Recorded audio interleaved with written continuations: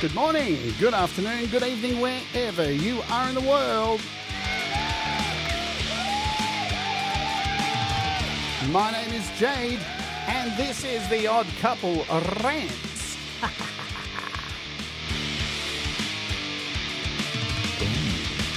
And today, my very special guest, Jamie Mallender, will be talking to us about gamifying music. Want to change in direction making music? Let's discuss it. We're going to kick it off with a track called Motor Mania.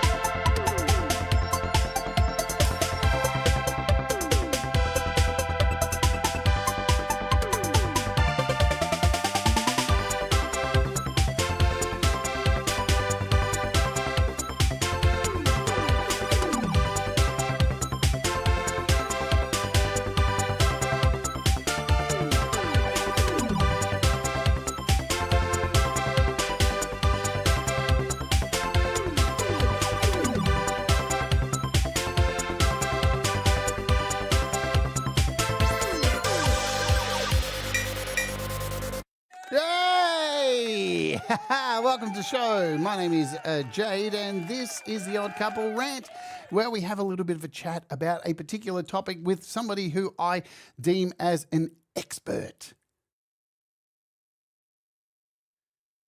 Just looking at Jamie's face, seeing what reaction I get. Sorry. Welcome, everybody. I hope you're doing okay. It's the end of the week. Well, not really for me. I don't take any days off anymore. But I love this time of the week because I get to hang out with somebody and talk a load of stuff, find out more about them and what they're doing. So what is this all about? And welcome to everybody in the chat. You know the drill. We'll do a call out for you very soon. But what has inspired me to talk about this? What are we talking about today? We're talking about gamifying music. We're talking about alternative routes to your standard music creation. So for forever and a day, the story has been kids want to grow up, they sing into a hairbrush, they play air guitar, and they want to live the life as a rock star, and they've got that idea, and the music industry's promoted that for since time immemorial. But there is this I see it, Jamie.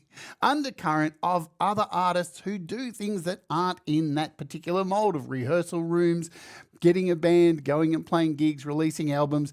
There's so much more. There's things like sync licensing and film scoring and video game music. And these are other ways to make music. So I was really inspired by today's guest, Jamie Mallender, because of the undertaking he took on at last year to try and get his music into video games. And I am so inspired by it. I want to go down the path of trying to make music for film scores. So why not have somebody on the show who's done it, doing it, and it's happening, just to prove that you want this stuff, you can make it happen. And Jamie's very inspirational to me. He's a legit working musician, a legit music teacher who has played with some fucking legit artists and still does around the world. And literally tours around the world. Yeah. That's why he's never got any videos on YouTube these days, because he's a fucking working musician, and that is incredible. So we're going to get him on right now. Let's do it and talk about his journey into creating music for video games. So we kicked off there, and we'll start there. We'll bring him on and do this. Stop talking, Jade, you're a dickhead. All right, let's just do it. Ladies and gentlemen, tables and chairs, pull down your undies and show us your hairs. It's Jamie Mallender. Hello, Jamie. Oh. Hi, chat. Hello. I'm looking up over there because, to me, the chat's up over there. I do the same too. Mine's over here. Yeah. So. Welcome. Thank you for coming on. Thank you, because as I said, mate, I remember when you first reached out to me and said, hey, I think I'm going to try and make music for video games. And I was like, it's going to be really fucking hard. And he said, I'm going to document it. And you did it. But before we get to that, I do this for all these rant shows. We do an elevator pitch. So here's the scenario. I'm the CEO of a video game. No, it doesn't need to be anything. I'm a CEO of a company. I get in an elevator. I'm going down for lunch, eating at an expensive restaurant while you eat rubbish. You're a grunt. You work in Sector C. You get in the elevator with me. I see you for the first time. I don't care who you are, but you have 1 minute to tell me who the fuck you are. Go! Okay. I am an undertall, stupid old hippie who's made a career sort of out of playing music to audiences all over the UK and over quite a lot of the world. Played in many, many different bands, played with some famous people and some not famous people. I do everything it takes to earn a living as a professional musician, everything from the gigs to teaching people how to play instruments, teaching people how to record, fixing instruments, doing setups and stuff like that. And more recently, I'm trying to find ways to make money without leaving my studio so much. So, because I'm knocking on a bit now, and fuel costs so much, and I just want to be home more. So I'm now making music for video games to the best of my ability. I think it's fucking awesome. I have loved watching the story and being a part of your Patreon and seeing it happen there. It's just very inspiring, because the music industry is in all sorts of array at the moment. We've got AI acts fucking storming the charts of Spotify. We've got even AI artists sneaking into this community and trying to submit their songs here. And it doesn't seem like the record labels give a fuck. They look No. like they're investing in these AI artists because, hey, why would you want to pay real people? And with that looming, this seems like a pretty good bet. So before we move on to the beginning of your journey, let's talk about the road leading to becoming a full-time traditional musician. Now, I've had you on the show. There's a previous interview, but let's talk about some of these bands that you have played with and still are playing with. Because I saw you do a post this week about Ozzy Osbourne, which I thought was an incredibly cool story, man. Do you want to tell us, maybe share that if you want? Because, you know, Ozzy's fresh in everyone's mind. Yeah. Okay, so I was very young. I was probably about 20, I think, so when it about happened. 70 years ago, yeah. Yeah, something like that. Yeah, and so it was a rock magazine. It possibly Kerrang, I don't remember. There was a news article about Ozzy, and basically Ozzy and his solo band had kind of disintegrated. He needed a new solo band, and he'd put this thing out saying that he wanted to give an opportunity for unknowns to audition for his band. And there was like an address where to send your tape to, you know. So I thought, right, that's me. I'm going to play for Ozzy. So because that's what I'm like, right? Fuck yeah. I never say I'm going to try. I always, you know, that's what I'm going to do. So I didn't have any fantastic demo tapes or anything. I quickly recorded some more. I had some professional photos done, put a cover and lettering.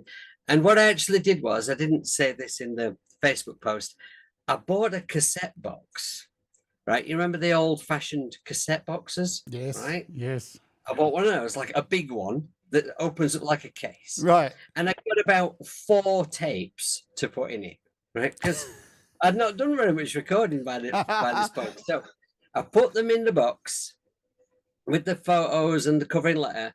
And then I covered the box with cuttings from magazines, Ozzy, Sabbath, and some of me, obviously, right? And I glued them all over the outside of the thing because I thought he's gonna get so many cassettes. You want to stand out. Right?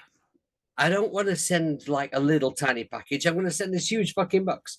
So, so I posted this thing off to America, and I got a phone call, not from Ozzy or Sharon, but from, I can't remember who, but somebody in the organization, just to say that I had been shortlisted for an audition.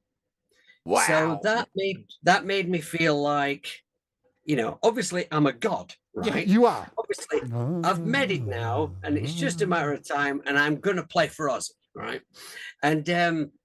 And I knew deep down at that time that I was not good enough to play for Ozzy, but I also knew that if I worked hard enough, I could be. So that gave me like the drive, you know, I'm going to do this. I'm going to go for this audition. I'm going to be better than everybody else. I'm going to turn up so organized and prepared. I'll know every song inside out. And to be fair, that's how I've approached every single audition I've ever done. So I set about learning all the stuff and becoming the best musician I could be. And quite a bit of time went by, and then I just got a letter from Ozzy, and it just said that, I'm paraphrasing because I can't remember exactly, but I believe I still have the letter. I'm not sure where it is, but it said something along the lines of they would not be going ahead with auditions at this time, but thank you very much for your submission. He didn't say anything like it was great or you're amazing or anything like that. He just said something along the lines of, don't lose faith, keep trying, you will get there. And so although I didn't get to meet Ozzy and I didn't get the audition, that just made me feel the greatest confidence, like I could do this. And it didn't matter that I didn't get the Ozzy audition. I could do it. So I love it, man. That meant like, that just meant so much, you know? Yeah. Yeah, coming from Aussie. It's an awesome story. And again, it proves, it's the one thing I try and put out, like on this channel, you never know if you never ask, right? It's the same when I started doing this. I was like, how am I going to get apps to do on the, I can't afford to buy all these. And, you just start reaching out to people. And what's the worst they can say? No. It's just, it's just, I think more your mental ability to be able to take that no as a, oh, well, hey, at least they listen to it. You know what I mean? So it's in our head, I think, a lot of it, that we have to be able to not get discouraged after a no and take that as a, oh, well, they missed out. Let's try the next one. Yeah, absolutely. And you always have to remember that if you want to do anything at all in this industry, you do have to be incredibly thick-skinned. Yeah. If you're fragile, there's just no point, because there will be knockback after knockback after knockback, and you have to just be able to keep getting back up off your ass and come back at it stronger. Yeah, and two, I think it's not like the getting up and doing it again and being thick-skinned and all of that. It's not that, oh, eventually somebody will understand what I'm trying to do, or and not. It's not only that, because yes, maybe somebody will eventually pick up on what you're putting down, but then it may also just be the right time if you're persistent. And because you can't, how many artists have fallen into things and admit themselves, oh, it was just great timing, the way everything just happened. Oh, yeah, absolutely. Yeah, definitely. I mean, for me, it was, if I know now that if I had been successful in my early 20s, it could very well have been the end of me. It could have been the ruin of me. When things actually kicked off for me, and I got my first really, really big opportunity, I was 30. And so by then, I'd learned a lot more about myself, about life, and I approached things in a much more kind of mature way. I was ready for it by then. Yeah, unlike me, who signed a record deal when I was 17 years old and lost all the rights to my music, got screwed so bad. Yeah, it happens, you man. You do, though. I tell you what, never happened again. No. Whatever. But that is the industry too. And you, as we said in the beginning, not only do you still play with some pretty incredible artists, because you're about to head off after this pretty much. As soon as this interview's over, you're like out the door. No, it's not happening like that. But you are going on tour. You are going on tour after this. Tell us about that. Okay, so in the morning when I get up, I have my breakfast, and I remember to put some clothes on, and then I get picked up by the rest of the band, because we're traveling south, and I live the most south out of the band, so they'll come down and pick me up, and then we're traveling down to Hastings, which is right at the arse end of England. And we're going to play a gig there Friday night, then stay in a hotel. Saturday we travel over to France and drive up to Belgium, play a gig there on Sunday, and then come home on Monday. And who are you actually playing with? Oh, yeah. Who's the band you're actually in? Who are these people that you just stand on the side and pretend to be in the band with? It's Graham Oliver's Army. So I'm playing with the original guitar duo from Saxon, and we'll be playing a set of Saxon bangers. Yeah. See, this is the thing. My good, I can call you. You're one of my really, really good friends, Jamie. We have really wonderful phone chats, and I find it incredible that I'm hanging out with a dude who plays in virtually Saxon still now. It's under the. It rocks my world, man.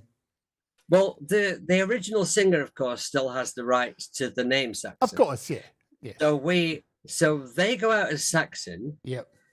But there's actually only the singer in that band now. Yeah. And we've actually got more original members on the road with us tomorrow. So It's weird how that happens. That's happened to a lot of bands, you know. Little River Band, I think the same kind of thing. You know, they got two different bands, one in America, one in Australia, doing separate things, and they're both trying to sue each other and all that stuff.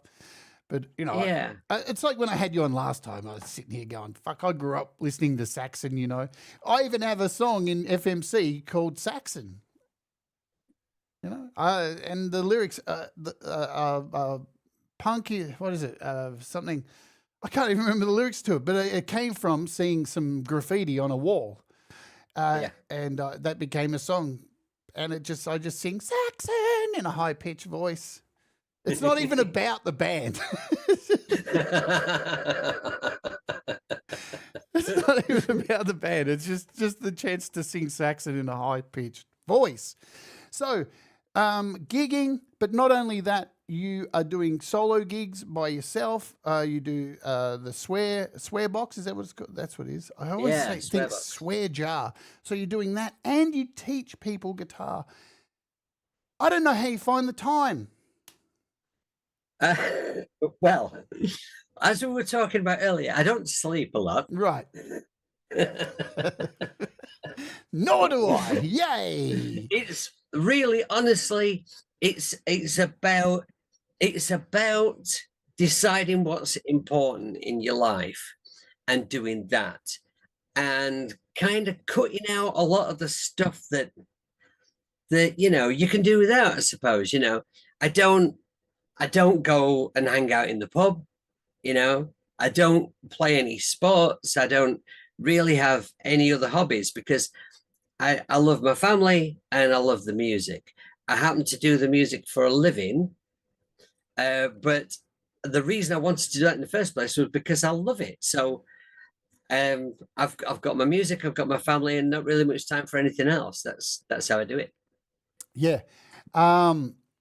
Let's say hello to a few people who are here in the chat because I've ignored them. And normally the way I do the interviews is we play the second song now to say hello, but we're doing a different format today. So if you've commented earlier on and I can't scroll up enough to find you, leave a comment now and I'll call your name. Let's do roll call.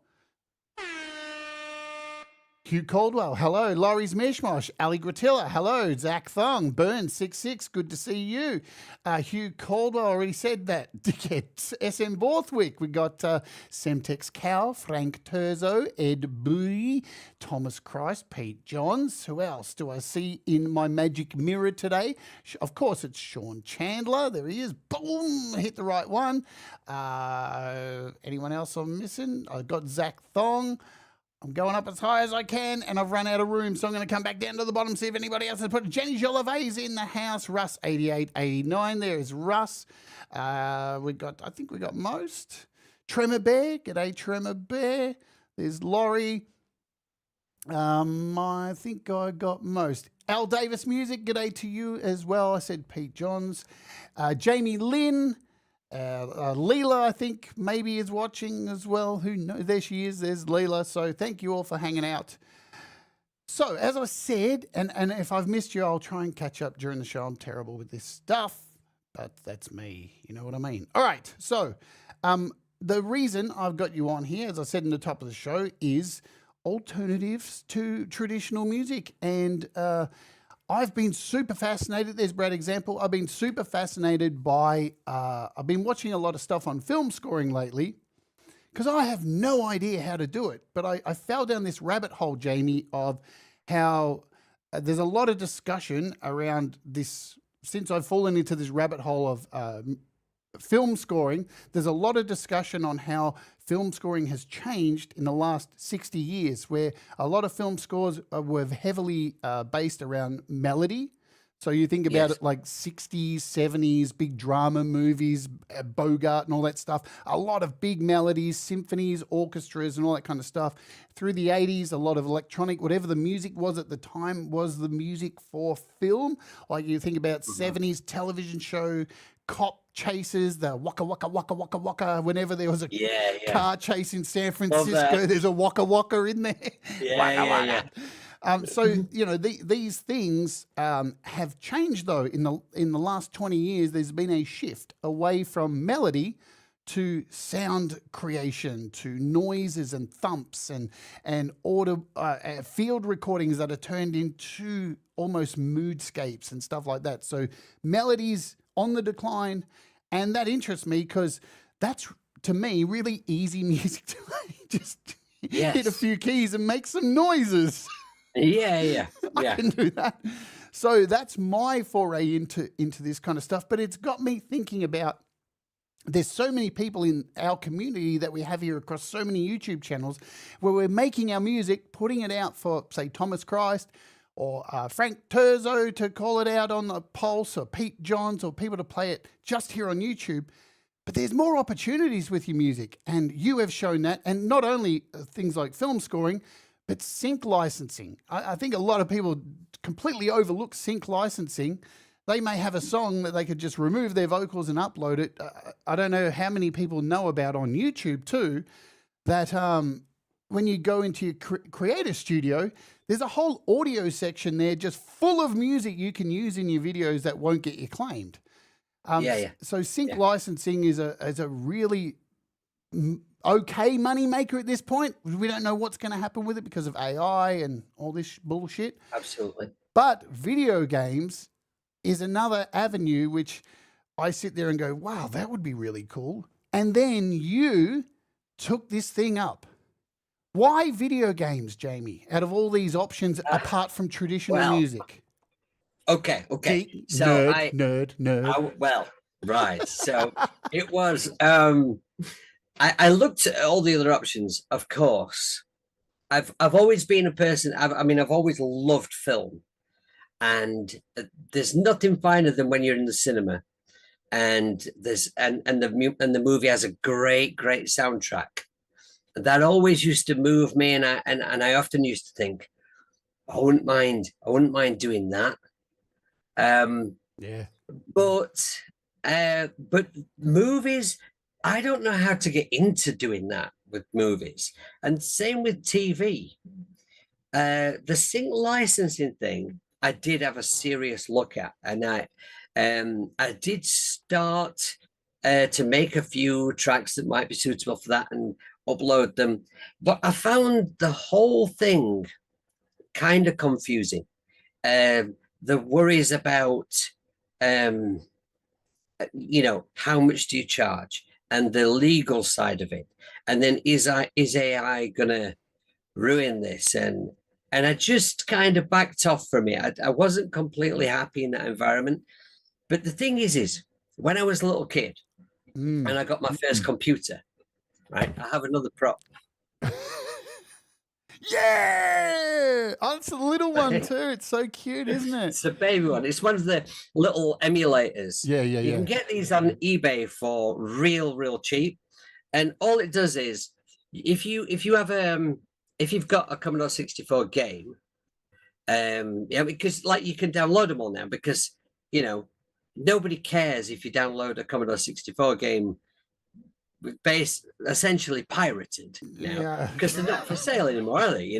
Well, right? Hang on. The market for C64 games is booming at the moment with independent creators remaking stuff, and it's huge. Oh yeah, it's huge. Do you watch that Bastich dude on YouTube? No, I'll send you a link. He's weird. Yeah. He's weird. Anyway, continue. Sorry.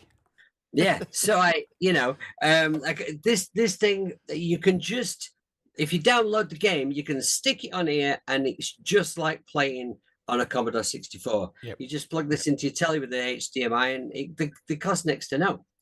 But yeah, I got a Commodore 64 when I was pretty young. I guess I might have been about 11. I'm not really sure. So this is funny. So all my friends were getting a Spectrum. Yeah. And so I wanted a computer, and so I did loads of reading. I asked loads of questions. And in the reading that I did, I kind of figured that the Commodore 64 was better than the Spectrum, right?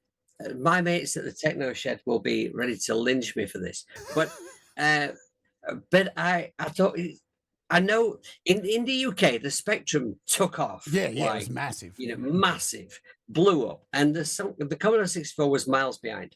But I just thought in time, this machine has to take over. This is going to be the biggest machine because it's so much better. So I got one. It took me forever to save up for it. My mum and dad put some money towards it. And I remember my dad saying something along the lines of, "You're not getting another present till you're 21. It was so expensive. And so I got the Commodore 64, right? Yeah. And the day that I'd got enough money and my mum went to the shop to get the Commodore for me, I was so excited. She brings this great big box home, right? And I unwrap it and plug it into telly. And what do I do next? Because I couldn't afford to buy any games, and it didn't come with a cassette player. Oh, no! I didn't realize it didn't come with the cassette player. And the cassette player wasn't cheap. No. So I was like, I've got a computer. I've got no software. So, well, I'll just learn how to code, you know. So I got the manual out and I started copying little programs out and figuring out how that all worked. Programmed some very simple things in BASIC, and then I figured out how to get a sprite to fly onto the screen. You know, like a little UFO flies onto the screen. And then I figured out I could have multiple sprites. So they'd fly on and, you know, several would fly on. And then I typed, you know, that thing, right, where you get a game in a magazine that you can type in. Right? Oh, you're going to bring back so many bad memories now. Oh, man, thousands and thousands. I remember you talking about that before, right? Yeah, with my dad. With your dad, yeah. So I typed in these thousands of lines of code, right? And this game, you're an asterisk, and you appear to fly up the screen, although you're actually remaining still. But you're sort of flying up a tunnel that's made out of the backslash character, right? So you're an asterisk, you're flying up the screen through these backslash characters, and it gets more and more complicated gradually. You have to maneuver through this tunnel, and it gets narrower and narrower. And the thing was that when you hit the side of the tunnel, it went, so, a sound effect. Yeah. Wow. So I dive into the code and I'm looking like, how's that done? And so I messed around with the numbers and everything and found I could make all kinds of different explosion sounds. And so then I was looking at, well, how do I make sounds? So I found some code for a tune. I can't remember what tune it was, but it was like, type this in and the Commodore plays back a tune. So I did that and it worked. So then I start diving into that code to work out, you know, what is it that makes the notes? And now I didn't know anything about music at all at this point, but I found like if I changed the notes around and I changed certain characters around, it changed the pitch, the tempo and everything. So I started making music like that. And that was my first experience of making music. And then I worked out how to make my own little tune and put it into the tunnel game. So really music making for me started with the Commodore 64, right? Yes. So then when I eventually had managed to save up enough money to buy the cassette player and get some games, one of the things that fascinated me was the games that had great music in them. There's a guy called Rob Hubbard who made some amazing music for games. I remember when I got when I bought Monty on the Run. Great game. And that loaded up, and the music was just like just an incredible soundtrack. I mean, kids used to load that game up just to listen to the music. You know, like I used to bring my friends around, put in the exploding fist. You remember that game? Yeah, because on the loading screen, it would be doing the with all the lines, and then when the little picture came up, it would go and do this scream, and I'd get my friends in and not tell them just to scare the shit out of them. Yeah, and it did. Yeah, it did. Yeah. I remember it frightening the shit out of my mom, you know. I was the same as you. So I saved up all my pocket money first and bought a Commodore VIC-20.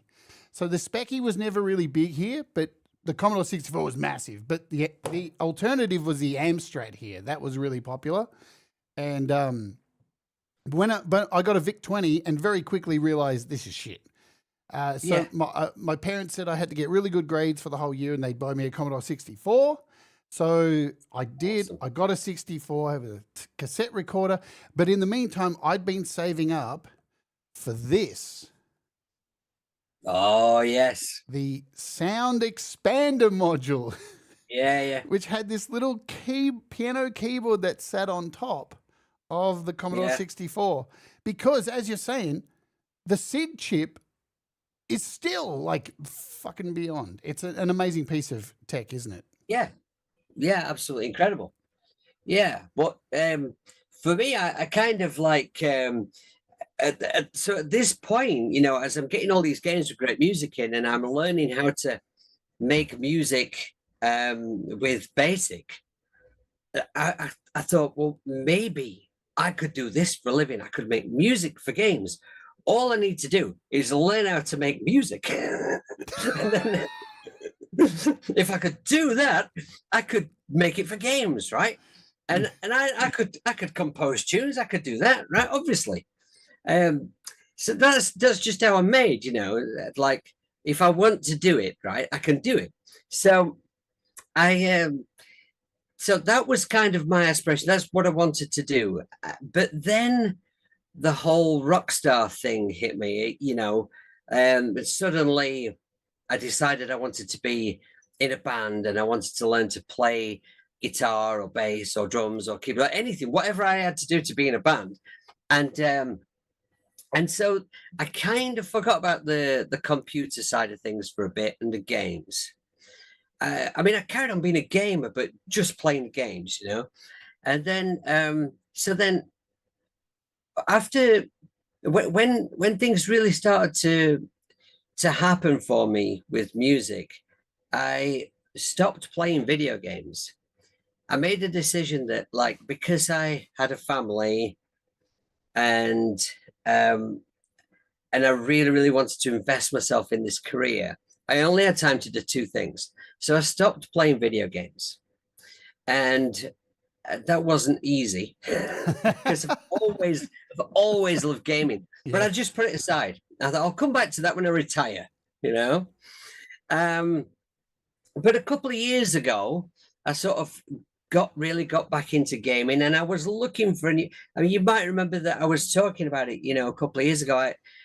I was enjoying doing YouTube, but I was not really thinking that should be my future, my main outlet, and I just knew I needed a new direction, something for the future, and I couldn't really find what it was. And then when I was considering all these different ways to make money from composing music, and I'd started gaming again, I thought, well, what about video games? And it just took me right back to that love of the music in the games.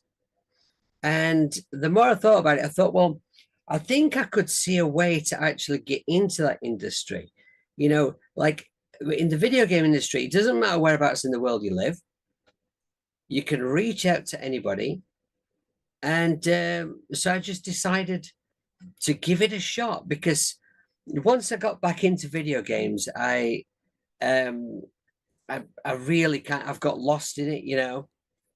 And I think, like, if you really, really love something, that's a great place to be exploring as a career or side career. So yeah, I agree. And thank you, Frank Terzo, for the 5 gifted subs. You rock, my friend. You are so cool. Thank you for that. You're right. That last statement you said, you should be most of the time following the things that you like. If you like the video games you like, why not? Like the tools.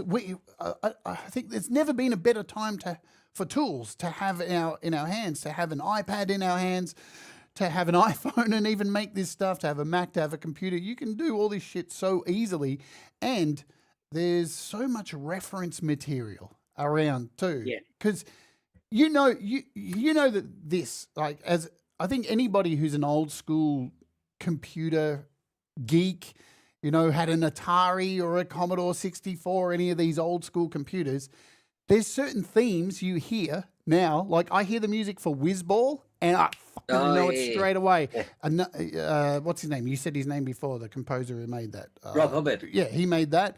You know a Rob Hubbard song straight away. It's just, that's what we are. We're totally total geeks when it comes to that stuff. So why not follow it? Hello, Driven to Right, who's joined us. Is there anyone else? Robbie Stingle, g'day. Let's play a track. I want to throw in another track. I'm going to play this one called Bad Wolves. Let's play it. We'll talk about it when we come back. Yeah? Okay. All right, let's do that now. Get my shit together. You ready? This, mute. What am I doing today?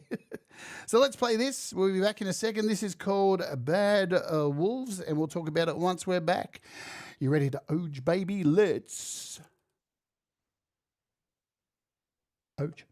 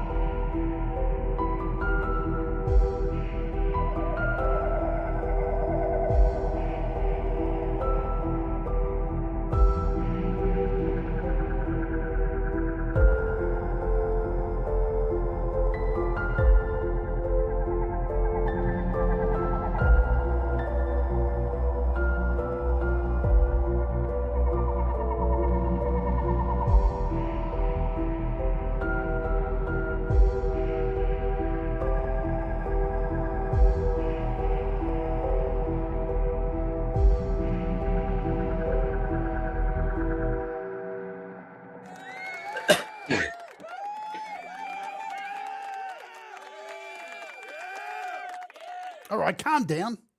Ridiculous crowd. I haven't fed them. They're out of control today. So tell us about that. There's a little bit of an explanation at the start, but tell us a little bit about it. All right. So I actually did that before I got any commissions whatsoever to make music for games. That is actually this is an interesting for anyone who is looking for an avenue to make some money by composing things they enjoy making. Right. What I'm doing is so the background to this is When I decided to make music for video games, I didn't know exactly how to get into the industry, but I learned that some composers make what we call game composer packs. So what you do is you put together a number of tracks, usually about 10, or some sound effects, or both, and you make them available on Itch. There are other sites as well, but I think Itch is the main one, really, and you make them available to independent developers. So they buy these packs as assets. So if you're an independent developer, you're making a game, you've got no money, you can buy a pack of, say, 10 tracks and a bunch of sound effects for maybe 20 quid. And so the trade-off is you're free to put those in your game. You'll not get asked for any further money whatsoever for using them in your game, no matter how successful your game is. But you don't have exclusive rights to them. So a whole load of developers could buy that pack. So what I started doing before I got any commissions for games, I started making a whole load of tracks. And so there's going to be like 10 cyber metal tracks, 10 cyberpunk tracks, 10 horror game packs, tracks in a pack, which that's what that one's from. Now, these are not released yet because I need enough tracks finished before I can release them. And what's interrupted that is actually getting some commissions to do proper music for actual games. But what I do, what causes a little bit of confusion sometimes, but when I make a track for one of these packs, I upload it to a thingy. Itch. DistroKid. Oh, DistroKid. Right? Yeah. DistroKid. So it can be released for streaming, right? And I make a video for it. And so I just find some suitable footage from a game or a number of games, just so that I've got a video to accompany it, and I can put that on YouTube. Now, the footage in that particular game is interesting because it's like it's a free demo to play from an unfinished game. It was made for a game jam. I don't know if you've heard of game jams, but it's where game developers will get together for a limited amount of time. It's usually like over a weekend, and they have like you know, it'll be like, oh, you have to make a game that is a horror game, and or you know, you have to make a racing game. Yeah. So you get this little brief, and then over the course of the weekend, you make the best game you can possibly make in that very limited amount of time. So that game that you see in that video, it's on Steam, and I put all the details of it with the video in case anyone wanted to check it out. And I just thought it was it just made a perfect accompaniment to that piece of music. I following the whole story, I remember when you made the announcement of getting involved and doing this, and yeah, I think a lot of people may go into this not fully prepared and have music, so having a library is very important to get noticed. And it's the same thing I've found too with film score. Thankfully, we have things like ChatGPT these days where I have done some, I've used an agent actually to go out and find a whole lot of information on where are the best places to submit your samples for film. And and it came back with so many great ideas, and already I've signed up to a whole bunch of Facebook groups with independent artists who are just itching to get some music, anything, you know, for free. Because let's talk about that. How important is it to do a love job? For those of you who don't know what a love job is something for free, right? To give up something for free to get your name out there. It's like a love job.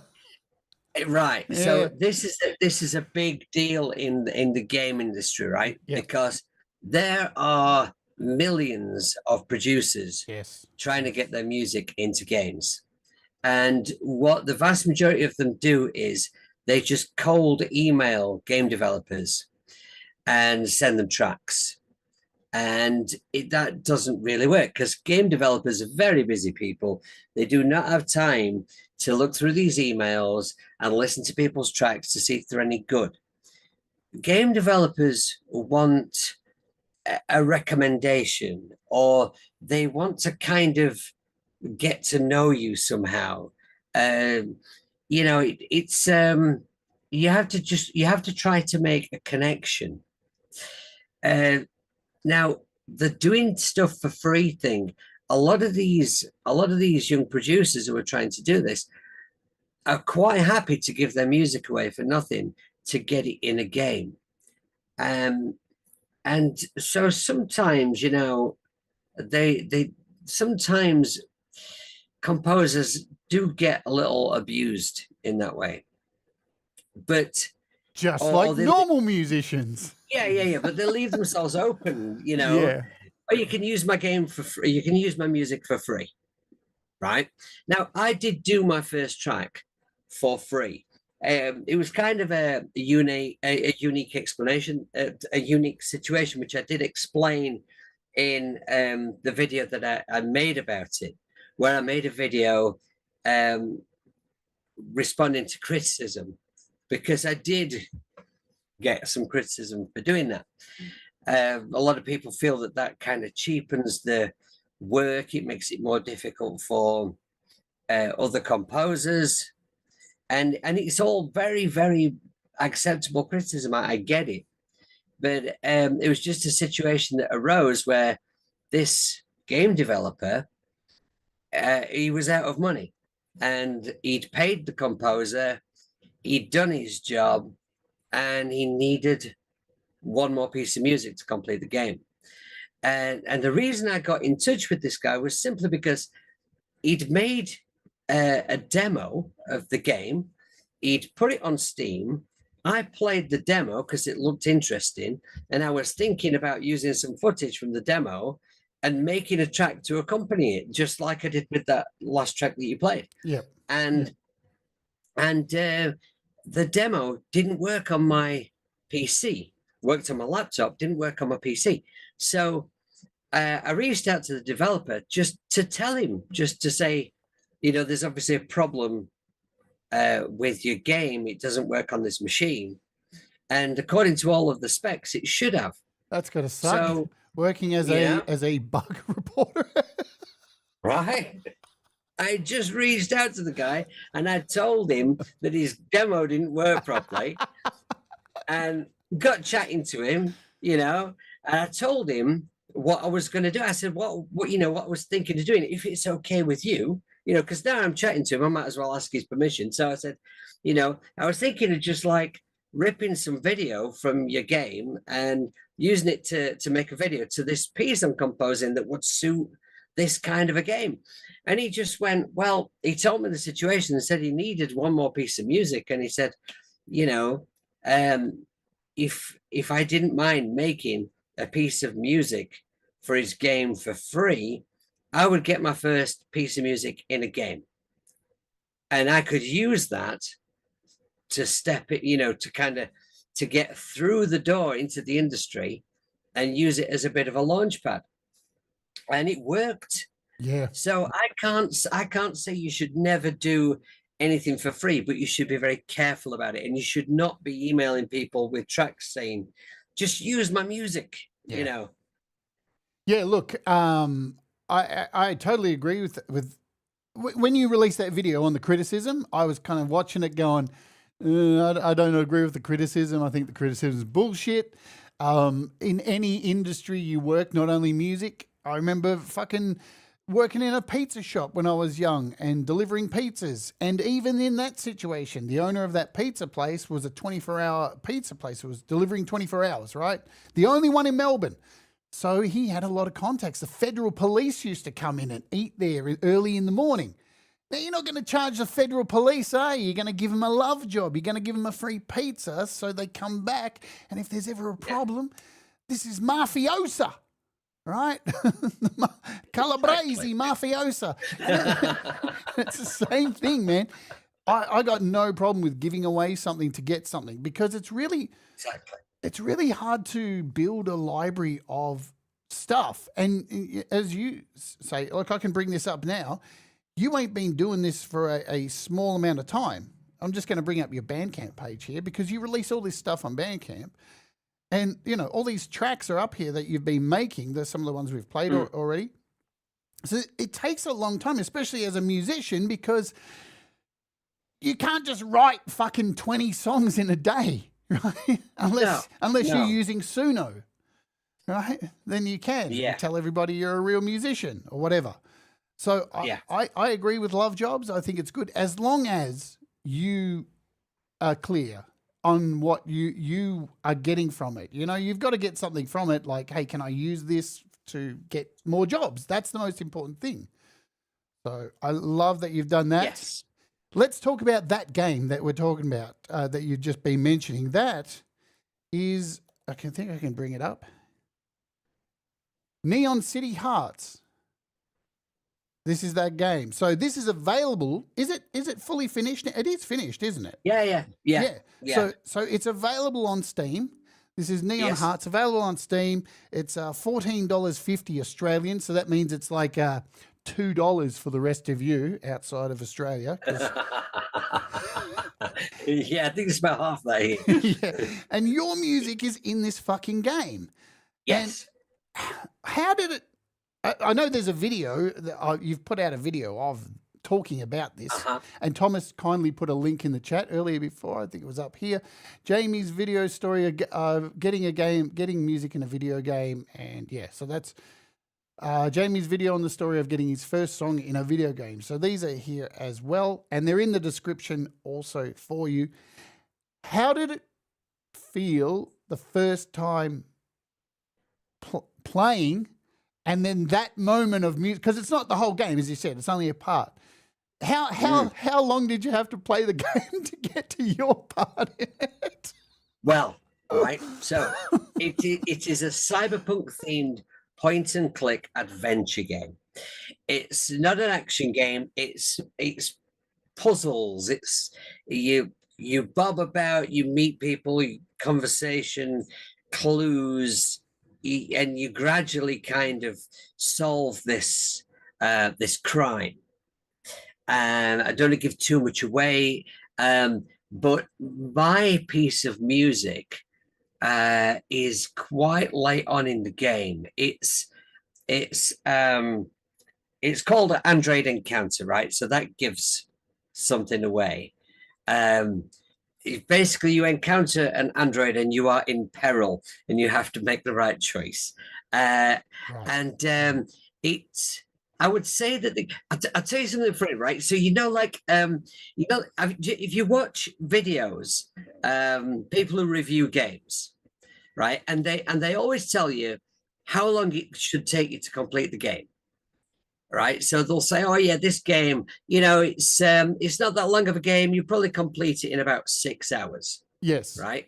Now, if somebody says that in a review, it takes me fucking 25 hours. Right. Right. And I swear they do that to make everyone else feel like they're crap. Yeah, they're all crap at games. I did it in an hour. I did it in my lunch break. You're all wank, right? Speed run videos on YouTube. I'm going to do it all in 2 hours. Fuck you. Yeah, right. But I would say, if you sit down and play this game and play it solid, it's probably about 4 or 5 hours.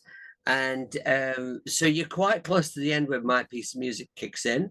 So I played the game. I played it with my son, and so when we got to the bit where we get to the next level and the scene changes and my music started, it was, I don't really know how to describe it. Actually, I felt quite choked.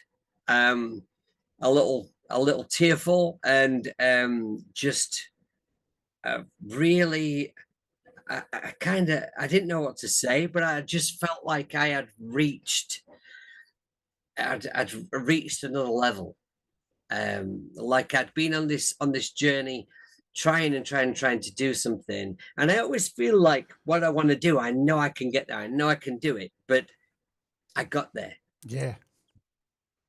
And I thought, right, okay, I've done it now and I can do it again.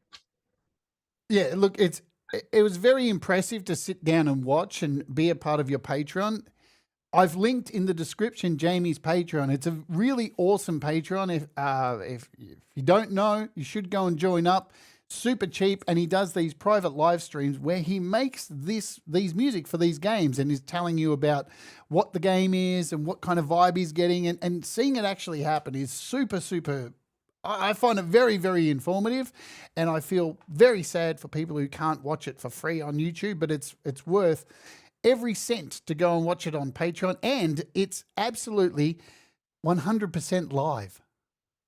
Oh yeah. no backing tracks whatsoever. 100%.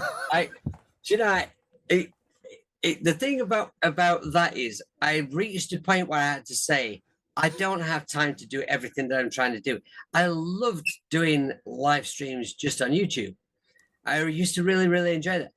But I just had to say, well, the patrons are the people who are helping me, and they have to come first before, everyone else on YouTube. So if I have to choose between doing a Patreon live stream and doing one for all of YouTube, I'm going to do the Patreon thing. And it's not a huge Patreon. There's usually just a few of us there having a nice chat, talking bollocks. I'm making some music, we drink coffee, catch up with each other, and it's just a nice atmosphere. But what I must say, if anyone is thinking of joining my Patreon, I must say, I don't really demonstrate apps, and No. I don't really go into depth about software. If someone has a question and I can answer it, I will take the time out to demonstrate how something is done. Yeah. But the direction I'm going in now is I'm talking more about composing rather than what buttons to press on the app. I'm talking about what chords I am using and how the chords are put together and how to compose, how to structure things, how to make the composition happen.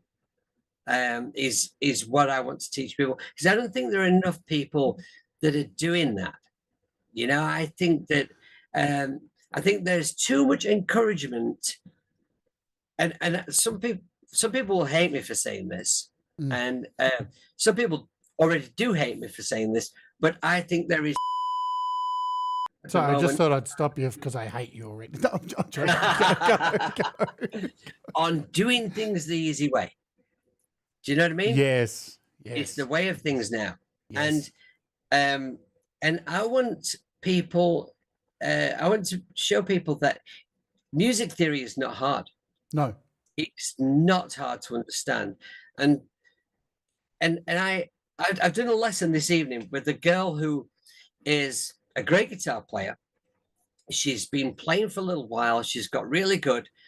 And she needs to catch up on the music theory. She needs to understand. She's tried many times before to get her head around, how do I know what chords I can play in any given key? How do I work that out?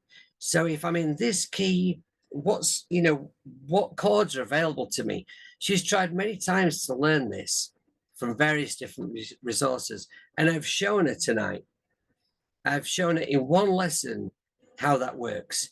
It's not complicated, but everybody thinks that music is inaccessible and that the theory is hard. And so they avoid learning it. There are some great musicians out there that I could really, really help with this kind of knowledge, because you can use an app that will produce some chords for you, and you can put them into your project and loop them around and it'll sound great. And there's nothing wrong with that. If that's enough for you and that satisfies you, that is absolutely fine. I'm not knocking anybody who likes to just enjoy making music in that kind of sort of laid back kind of way. But if you want to know how to compose, if you want to be able to tell a story with chords, put your fingers on the keys and play a chord that tells the beginning of the story. Then you know where you want the story to go next. So what's that chord? And how do you find that? And how do you make things turn around and resolve and go to a different place? I want to teach that stuff to people. And you do that very well. I mean, I try and do that kind of sort of here on this channel, mixed in with app stuff, because, but that a lot of people don't want to watch that. That from what I've learned over the years, and you know, man, I've been saying it since day one. Apps aren't Pokemon. You don't need to collect them all. In fact, if you can't make a fucking great song in GarageBand on your iPad, in GarageBand on your Mac, on Logic, on either of them, in Cubase, just using the stock shit inside that door, maybe you should become a carpenter. Right? Because you don't need to buy all these fucking apps. You don't. But if you got your head around understanding making a song, then apps can be handy to help, you know, with this stuff. And Hugh says here, knowing theory helps you work with other musicians as well, especially when you're working with musicians who don't understand theory themselves. You're able to help them. Like the resolve is one of the hardest things to teach people. You know? It's important. It really is. It's really important to get that through. And by the way, welcome also to Ivan Idea and Dan Ekberg. I'm trying to keep up for new people who come in. There's Russ as well. I've already said hi to Russ. I'm going to play another track. We'll come back to this thought because I want to play the music from the Neon Hearts City soundtrack. So Android Encounter is what this is called. It's only 2 minutes. Let's do this now. We're all good. We're all lined up. Yeah, I think we're good. Let's play the track. Let's soldier, baby.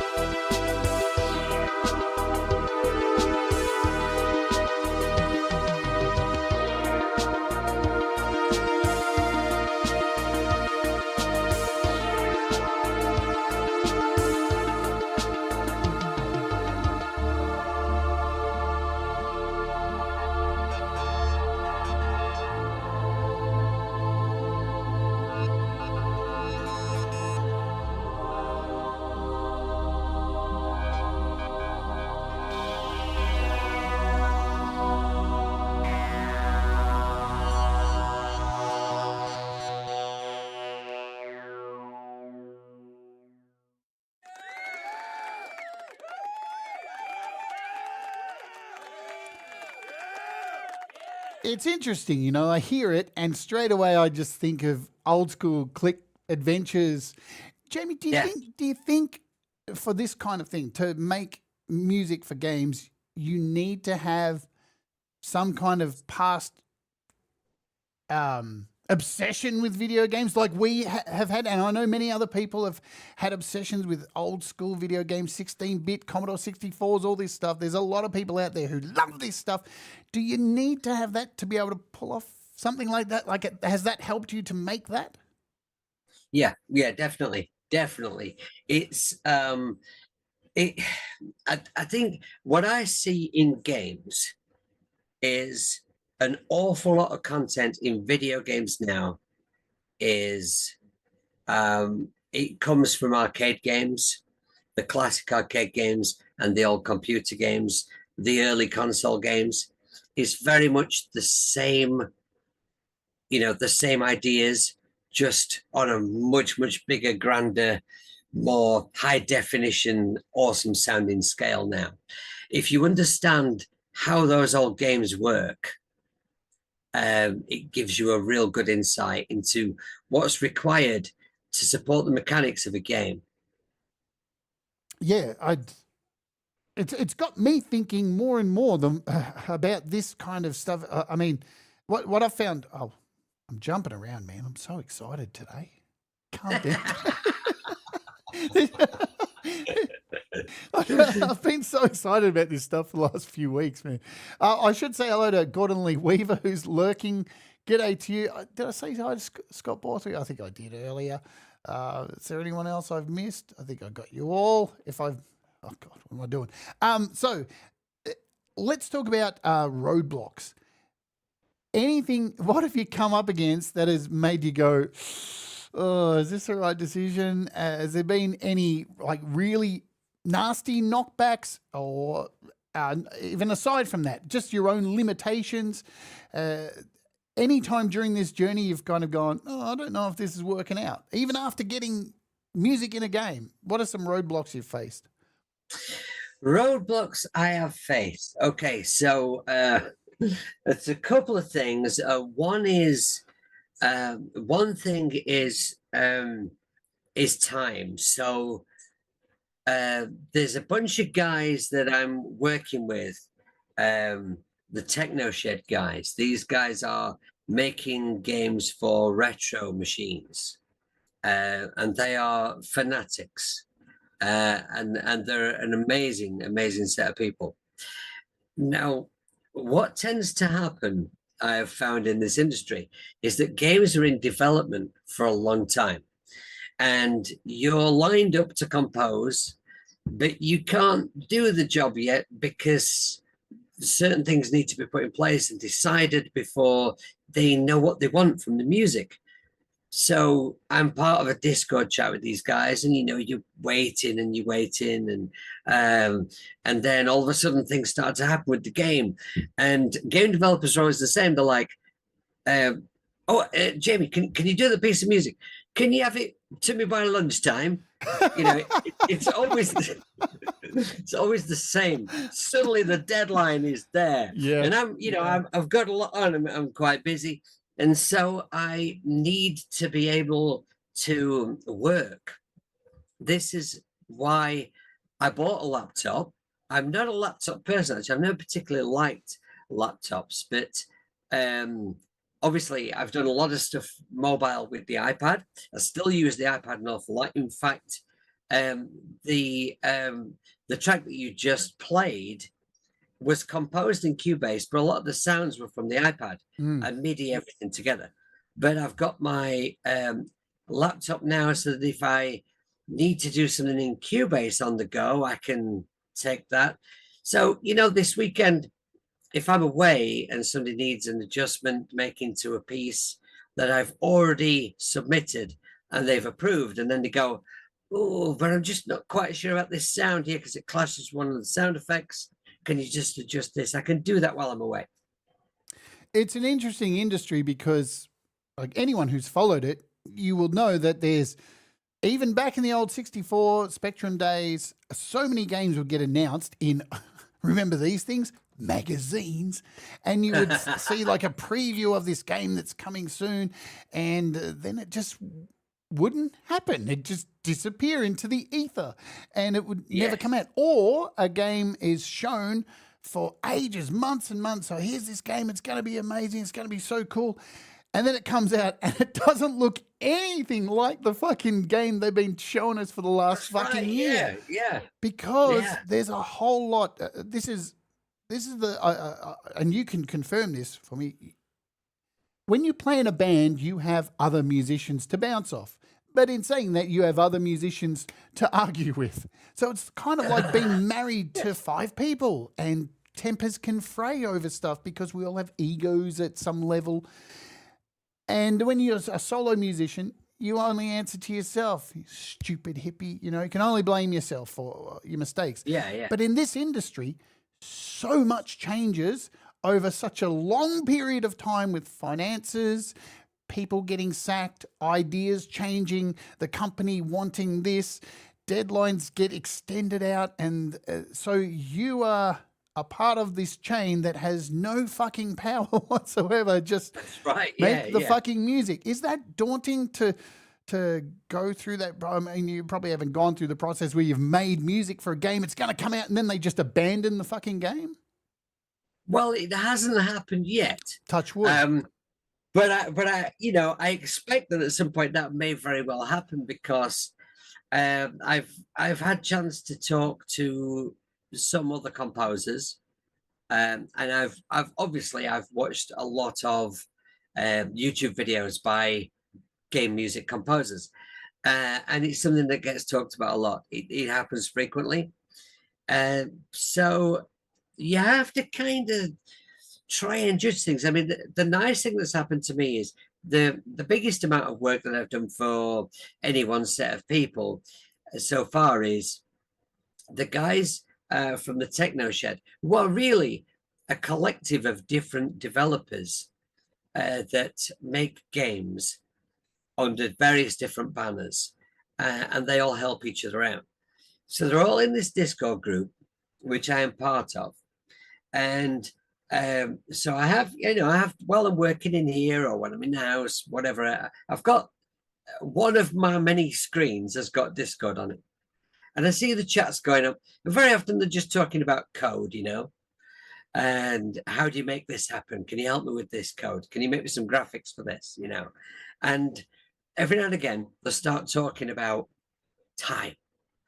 When are things going to happen by?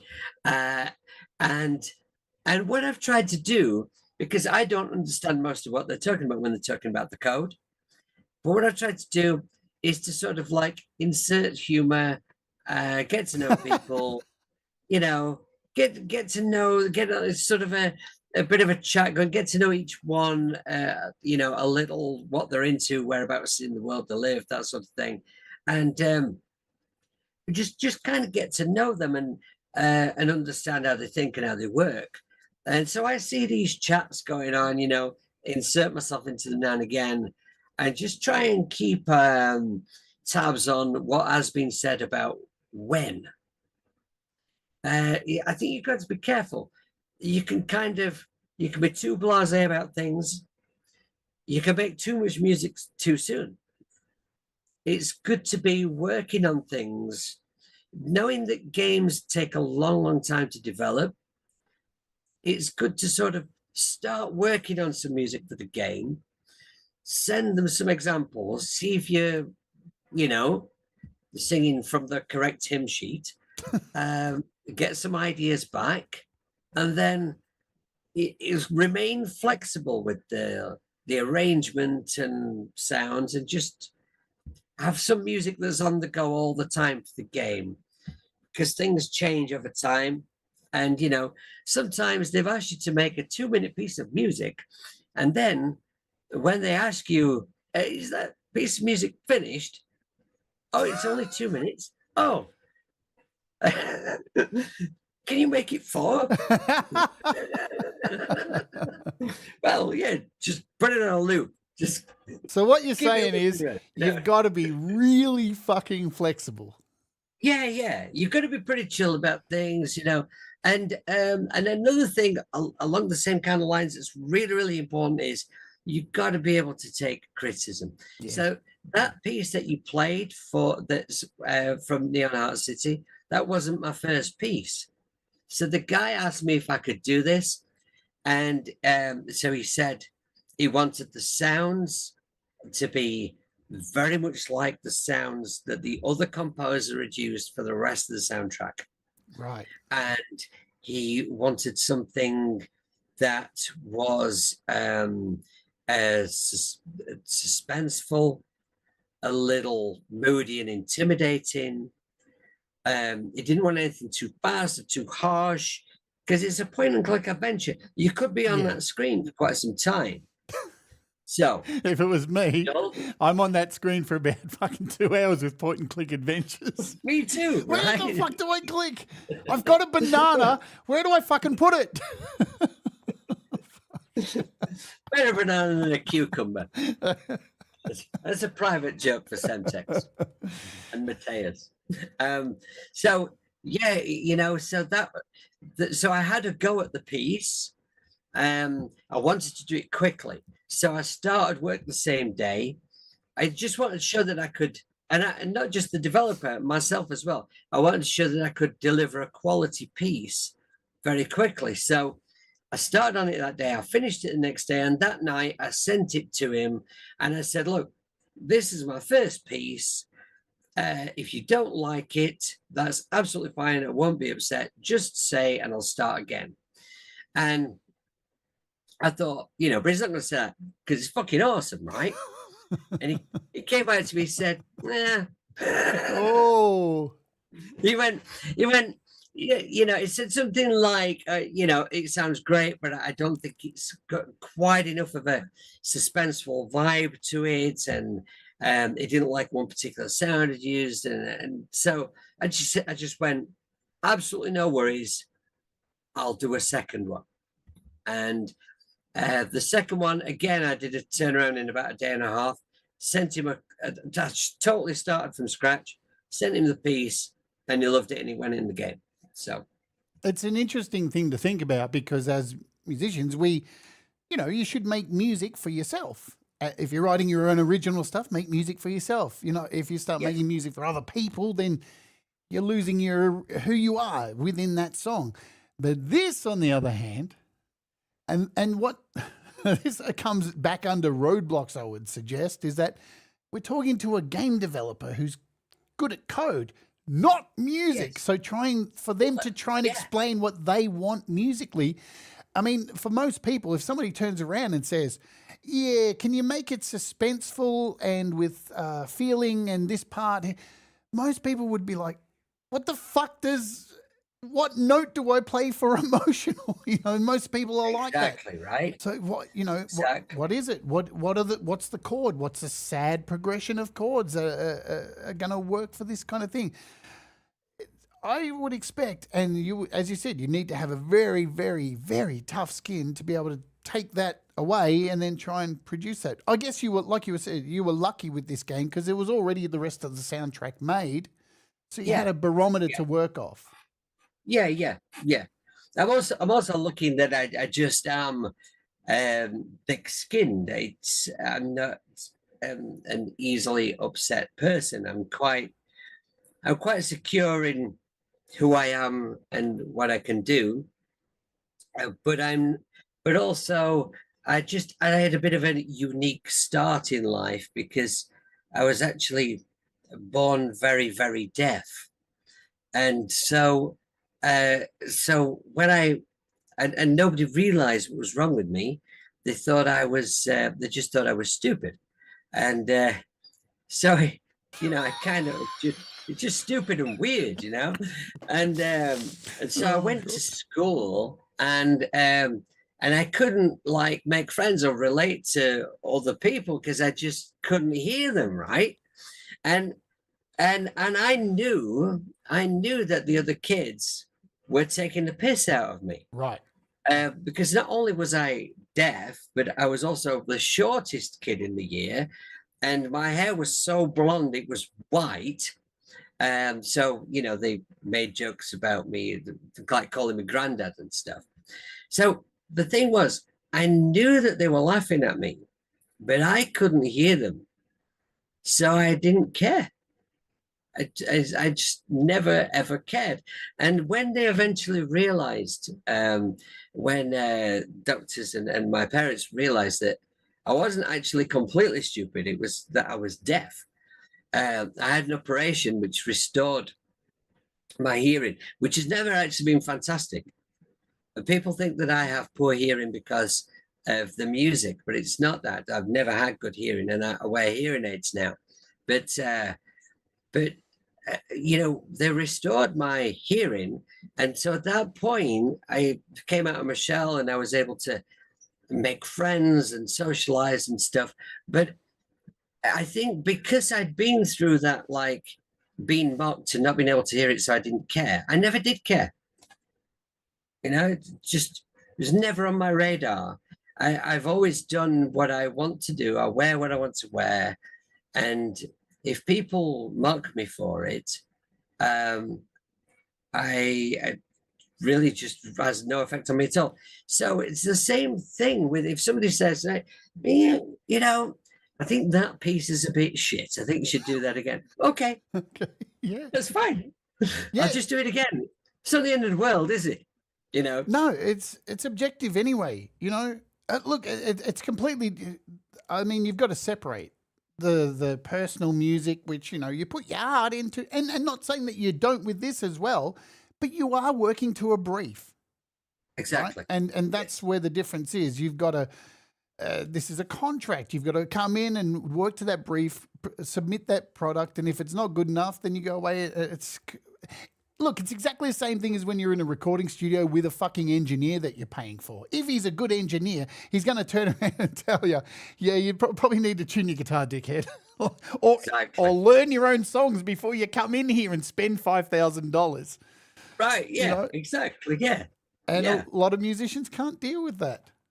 Well, my first experience of doing a session for, you know, for someone else was this producer brought me into a studio. I was really young, and I'd done a recording there with the band I was playing for, and then another band that had a deal were recording in the studio, and the bass player was a bit shit.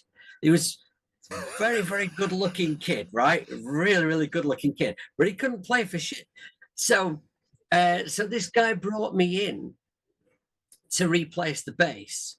And obviously I was getting paid well because my name was never going to be mentioned. It was going to look like this guy had done it, right? So it was my first job recording for somebody else. So the guy puts me in the booth, and I've got the headphones on. I get a sound. He's like, your level's okay. I'm like, yeah, I think that's cool. Yeah. He's like, right, okay. You know the piece. Let's go for a take. So we went for a take, and so I played through the song, stopped, and I'm thinking like, oh, that was pretty good. I might have nailed that, you know, take one. And so he stopped it, and the guy goes, "What the fucking hell was that?" Because you wasted my fucking time. Like, okay. What did I do wrong? What did you do wrong? Could you like play it with some attitude? It's kind of fairy, you know, like, so, like, okay, right, we're doing a techno, play it like really aggressive, and then he goes, oh. He stopped the tape, and I just heard him go, oh. Like, it's like, but play it in time. And he just, this just went, right? So I did the whole, it was like I think it was like an EP in length. I did all the songs, and I sat in that booth and I did every single song until I got it right. And it seemed like it took 80 years. It was probably, you know, probably a couple of hours or something. But the entire time, he just absolutely ripped into me and called me a wanker and just kept telling me I was shit and out of time, and just tore me a new one. And when I'd finished and I came out, he just patted me on the back and he went, "Fucking great, that mate." Yeah. Right. And he used me again. So like, it's pretty important to have a thick skin, I think, in this business. Yeah, I've had engineers do the same shit to me. Just, you know, go, that was shit, that was shit, that was shit, that was shit. And man, it's really for example, the band I was singing for, I didn't even like this fucking music. They paid me they paid me $5,000 to go and do the vocals. And then when I came in and sung, Jamie, he turns around and goes, yeah, I don't like it in your voice.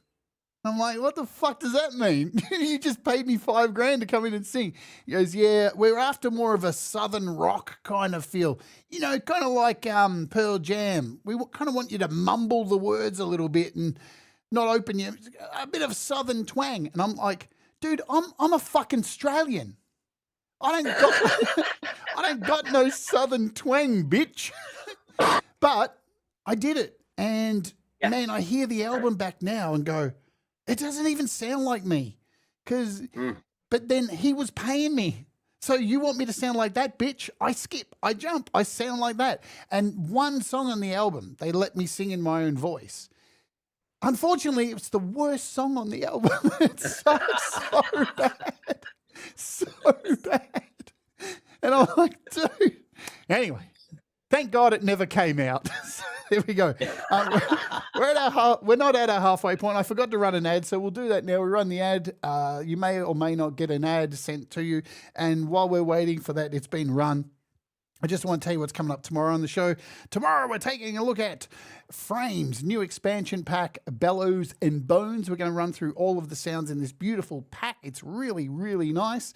And then on a Saturday, US UK time, I can't even find the thumbnail. Where is it? It's this one.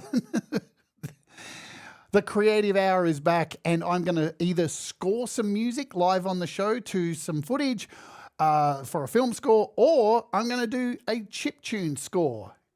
And it's up to you guys to go over to the post and choose which one.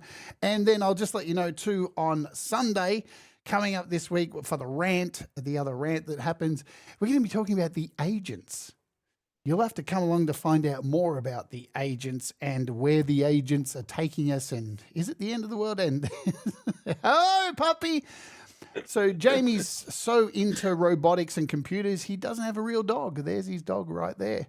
I'm going to play a track, and then I want to come back to talking about creating a library and stuff. So this is Motor Mania, and I'll just play it, and we'll come back and talk about it because it works in with genres and stuff. So kick back, folks. You ready? Grab your balls, whatever you got, put them in your hand and suck them. This is Jamie Mallender, Motor Mania. Let's oge!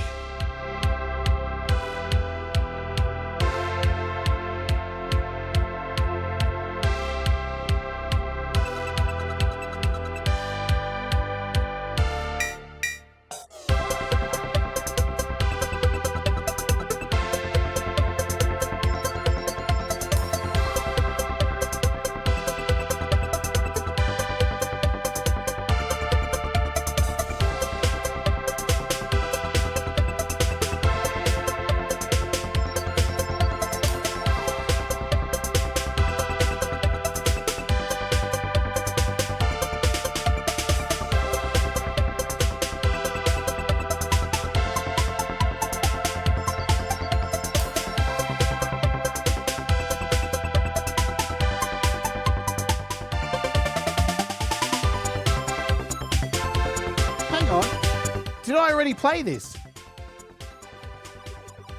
Hang on, did I? It was too late to tell you. Oh, fucking hell, man.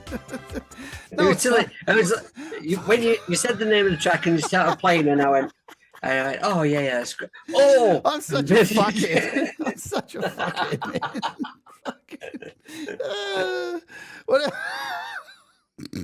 It's okay. No, well, I've got something else to play. Let's play. By the way, but completely unrelated, my missus just sent me a message. Yeah. Apparently, there's a new series of King of the Hill coming out on Disney soon. Oh yes, that's really good. Did anybody watch the new South Park yesterday? Not yet, dude. Go watch it. Oh man. Really? If Donald Trump does not sue South Park after that episode, I will eat a bag of shit on camera. Dude, it is harsh. They've put Donald Trump in bed with a tiny penis with Satan having sex. It is so wild. Wow. Let's I'm going to play this one. Let's do this one. Cyberpunks and Freaks. Can I play that one? Oh, of Okay, yeah, cool. All right, let's do it. Take 2, bitches. You ready? Let's go. Ja.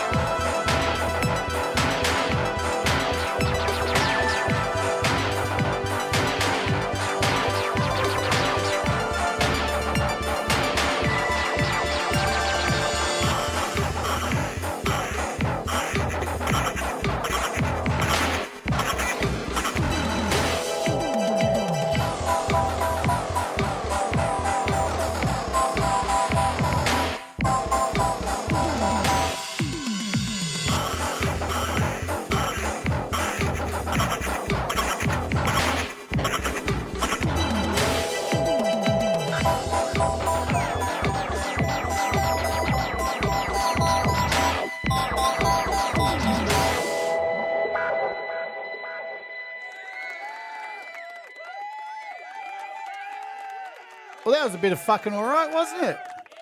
Fuck. That's going to be on my Cyberpunk game pack. Yeah, well, that brings us to this, and totally immersive. I felt like, you know, I was a part of the game. It felt right. You know, there was no, I don't know. Does it?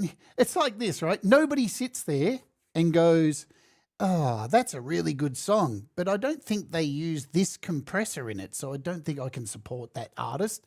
And it's the same with video games. I don't think I've ever sat there in a video game and gone, oh, this game's so good, but fuck, this music is ruining the experience. Maybe in the old days, like, maybe some of those platformers that music get on your tits a little bit, but that's sort of the brief well. So you've got a now creating a library of sounds. I'm gathering you just have chosen like a few kind of genres of game, and then you're making libraries around those.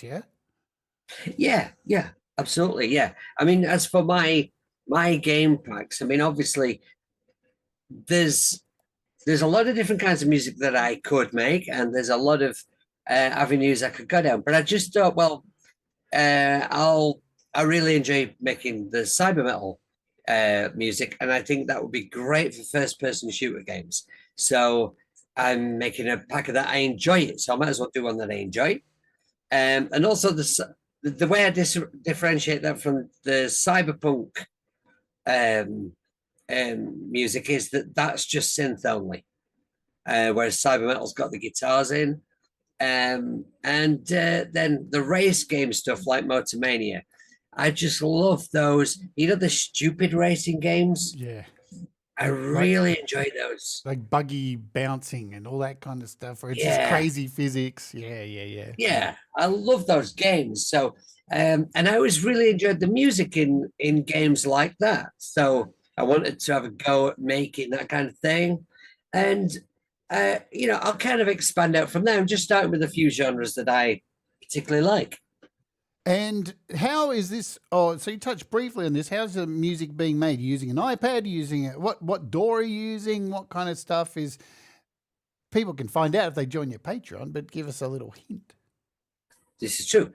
However, a piece of advice from me is, right, a lot of people that want to get into making music for sync licensing or games or for whatever avenue, they think that they need to build a fabulous studio, and they think that they need these pieces of hardware, and they think that they need, this incredible library of software.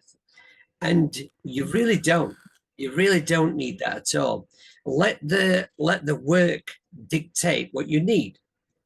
There's a choir pack that I'm thinking of downloading. It's a bit of an outlay. I don't really need it right now, but it would sound great in a certain kind of genre. So I will buy it if a job comes my way that requires those sounds. What I'm using is, obviously, I still use the iPad an awful lot.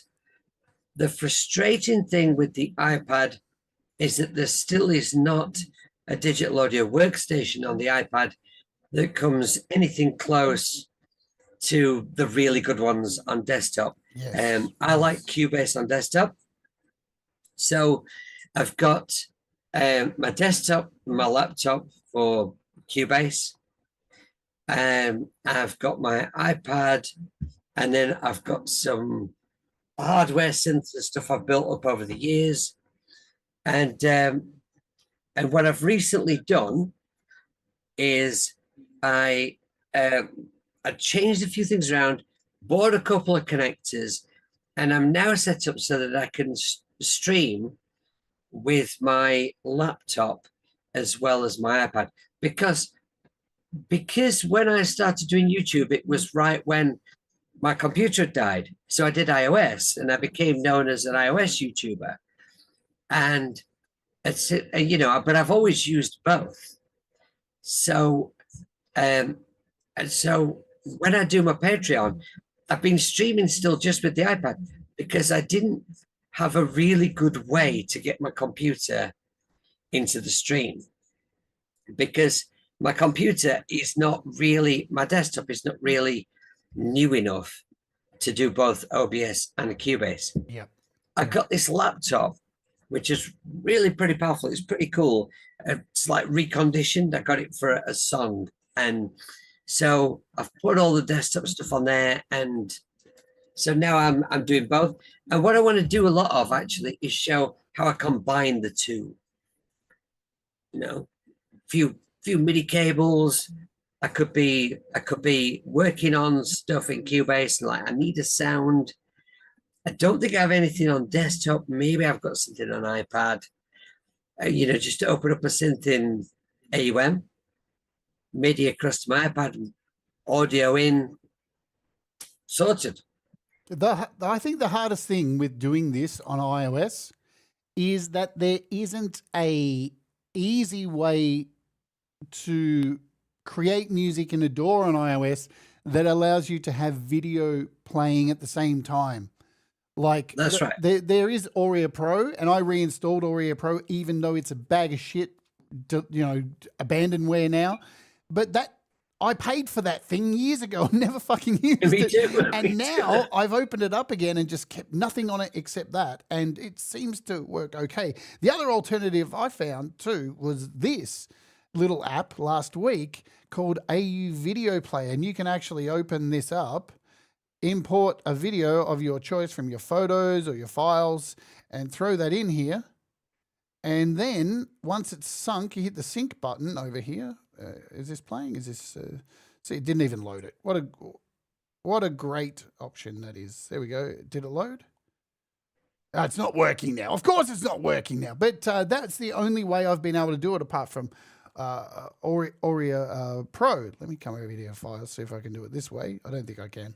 Anyway, forget the demo. Did that work? Yeah, this one worked. So there you go. Here we go. So now if I hit sync and hit play, it automatically plays along with what I'm playing. And I can put it in the top corner of the screen and make it small. You can mute the sound so it doesn't play. You can put it on a loop so it just keeps playing. And there you go. You've got that in the top corner. To score, that's the only way, Jamie, I've found to do it. Yeah. But for me... Yeah, I saw your video on that the other day. Yeah, what's got me into it is kind of what you said about instruments. For the longest time, iOS has fuck all brilliant sound libraries like Contact. We don't have Contact. And now we do. And people can argue with me. Soundbox is very quickly becoming that. Every time I play it, I feel like, fuck, I've got full orchestral sounds, so much. Yeah. So that's what's inspired me to get into it, because for years I've been making music and people have said, that sounds like a horror score. You should submit that somewhere. But on iOS, I haven't had the tools, and now I do. So that's got my interest. And I don't want to go back to a fucking PC. I don't want to go back. All right, we're pretty much at the end of the show. You've got some games in development that you can't talk about, and I've kind of left that off here because, I don't want to get you in trouble, but you do have a few things bubbling in the pot at the moment, don't you? Yes, I do. And this is a fun question. Any idea on when those are coming out? Okay. Well, there's right. The video that I made responding to criticism. Yes. There's bits about some of the games in that video. Games are in development for such a long time. I now have my music in at least 5-6 games. But only that one has come out, right? So there's a PS5 game which I've been recently been sent another demo of, and is looking really, really fantastic. That's I think it's called Never Say Die, and that looks pretty epic, but I've no release date for that. There's a game I cannot say a single word about, other than it's going to be for the Spectrum Next, and I've composed that's the one, that's the PS5 game. The Spectrum game is the first game that I've composed absolutely every piece of music and done every sound effect for. Wow. But I can't tell you anything other than that about it. There's a dungeon crawler game that I'm doing, that I've done some like Celtic fantasy music for. Fancy. That's really very, very cool. Yeah, that's quite a cool and exciting one. But I think the one I've done all the music for may come out. There'll certainly be a demo out of in the next couple of months, so that usually tells you that it's not too far away. And the dungeon crawler, I really don't know, but it looks absolutely epic. And one of the nice things is when you're working on these games and they keep sending you, you know, bits of clips and what they've developed and new artwork and stuff. And then stuff that they've completely changed and redone, you know. Yeah, it's pretty exciting. Yeah, I'm excited for you. It's been so much fun watching the journey. And I remember we had a phone call where, you know, every now and again we have these phone calls that go for about 3 hours. And you were saying you were going to do this. This is where you wanted to go, you know, feel a little bit like the iOS things. It's a little bit floaty at the moment. There's so many people kind of doing this stuff, and there's a lot of and all this kind of stuff. And you're always out. You've always been out there putting yourself out on Facebook and on your YouTube channel saying, hey, folks, ask me questions. I'm here to help. And, you know, that can be frustrating because people would rather complain. This is true. Than get help. So very exciting. I now look at you as an accomplished musician, live performer, solo performer, YouTuber, and now video game musician extraordinaire. And I think that's really incredible, and you should be very proud. I do love seeing people say, I'm going to achieve something that seems impossible and then do it like that. Well, yeah, well, I wasn't like that, but well, you only get one go, and so you may as well shoot for what you want. Do you want to give anybody here watching here on the live stream or watching on the replay advice on if they're wanting to take their music down a different path, not necessarily video games, sync license? What's one piece of advice you could give to somebody that you think would help them above anything else? Right. Okay. Well, okay. So whenever you want to learn about a new avenue musically, you check out YouTube, and there's a whole lot of people who've made videos telling you how to do it. Right. And some of those people are sincere, and some of them want to sell you a course. And some of them are actually gatekeeping and keeping you out of the industry. There are many of them that just want you to follow them and worship them.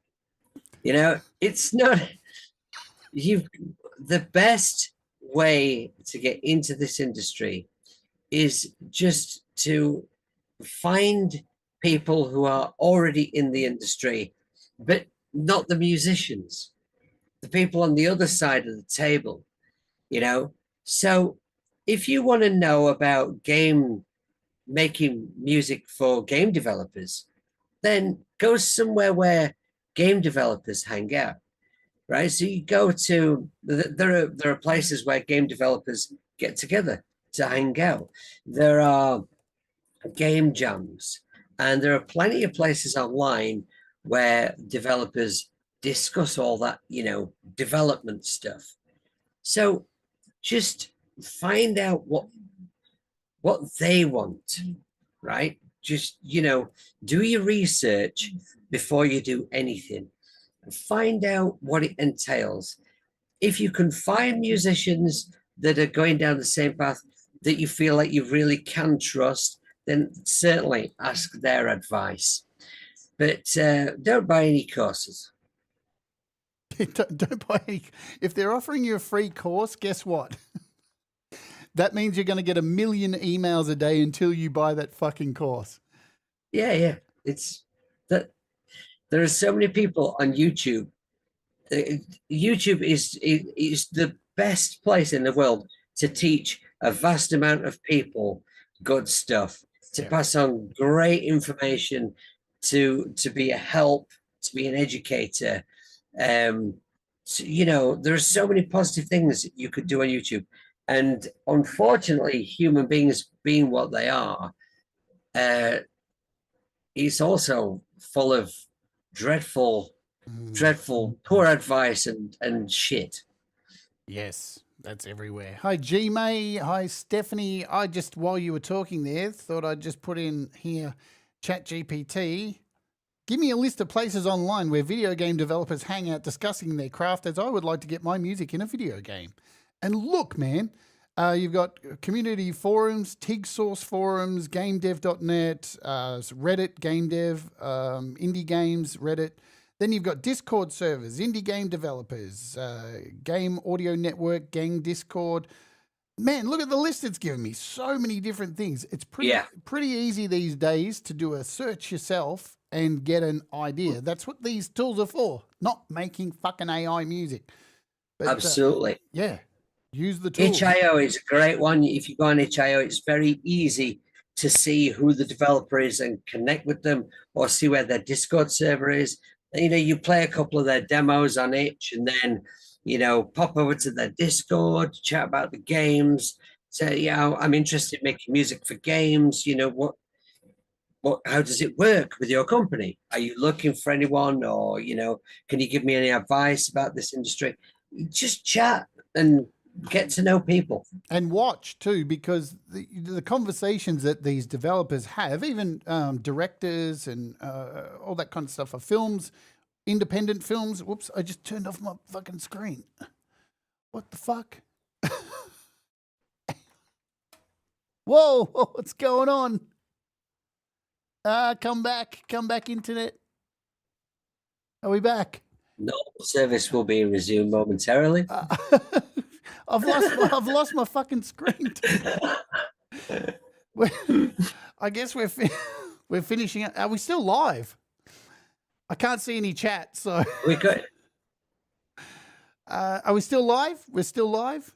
We're still live. All Yeah, right, good. Yeah, we're cool. All right, cool. Just my TV's gone off. I think I turned it off by so I can't see anything in front of me. My knee hit the button. I don't know which one to press. Anyway, let's go out and play our final track. Thank you, Jamie, so much for coming on and discussing this with us all. Really, really interesting stuff. And hopefully you guys have got something out of this. Jamie can be found with all the links in the description below. Also, you can go over here and go to his Bandcamp page and download this music for yourself. Yeah, so go and support him. He's an amazing artist.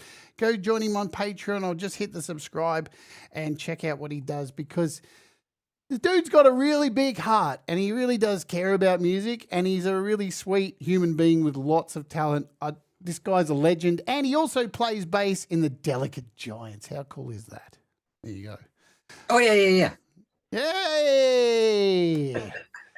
I'm wearing a bloody T-shirt that says "Problem Solved" today. Oh, I'm not a murderer. I promise you, everybody. All right, let's get out of here. Let's play this last track. Tell us what this is. It's called The Huntress. Jamie, tell me about it. Oh, yeah, this is another one that I made for my Cyberpunk game pack. This is my most recent release on streaming services, and it features clips from a fantastic game called Hunt Down that's one of my favorites. Awesome. Hey, I got my TV screen back. Wicked. All right. I just threw it over to you so I could get down under my desk and sort everything out. I can't cope without my big screen. Anyway, let's do this. This is The Huntress. Thank you, everybody, for hanging out. Hit the like, do the subscribe. Thank you, Frank, who donated some subs. Mwah! You guys rock. Remember, do the things that make you happy. Mistakes make you better. We'll all rise together. Stay awake. And this is The Huntress by Jamie Mallender. Please stay on the line so I can say goodbye to you at the end of the show. Boom.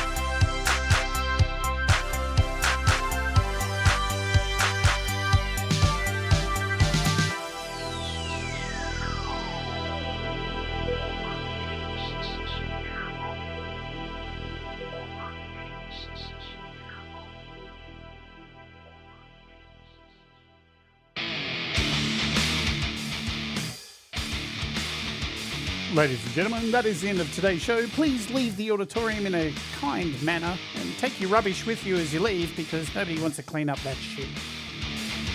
Love you lots. See you later.